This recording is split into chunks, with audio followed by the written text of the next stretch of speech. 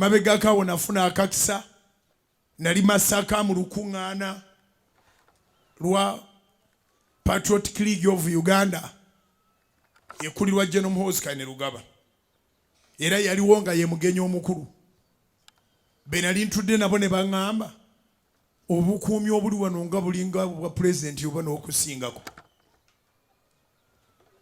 ono tiyatufuze dda nga buli kyolowoozaako ekya president ne toilet weeri imamba weeziri buli kimu weekiri nga bw'omanyi nti nange enjiri yange teva wala awo wennyini we nabagambira nti bw'oba olaba pulezidenti asaana bukuumi ki kubanga kati wano ono waali ye mwana wa kitaawe bw'aba tamukuumye bw'ati aba agenda mukuuma atya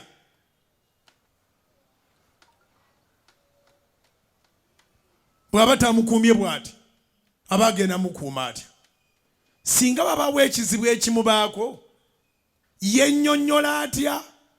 n'ensagi nnyonnyola atya ne Katonda munnyonnyola atya ne mugamba emmamba z'olabyeko ntono obukumi buteekwa okusinga awo emirundi butabalika kubanga wano we tuli kati waliwo omwana we yeye omwana akuzika paka ku ddaala eryo omwana akuzika paka nti olina omwana wo genero nga n'abangi ebirowoozo byabwe bigamba yanaabeera pulezidenti ne bw'aba taabeere obukuumi bw'ateeka okufuna buteeka okuba nga bwe busembayo ezikubira waggulu mu linnya lya Mukama waffe Yesu oli yamagamaga n'atunula buli sayidi n'atunula buli sayidi n'atunula buli sayidi naga ndi yatufuze ddono ye pulezidenti yenyi tewali mulala konzo osinzidde ku kindaba obukuumi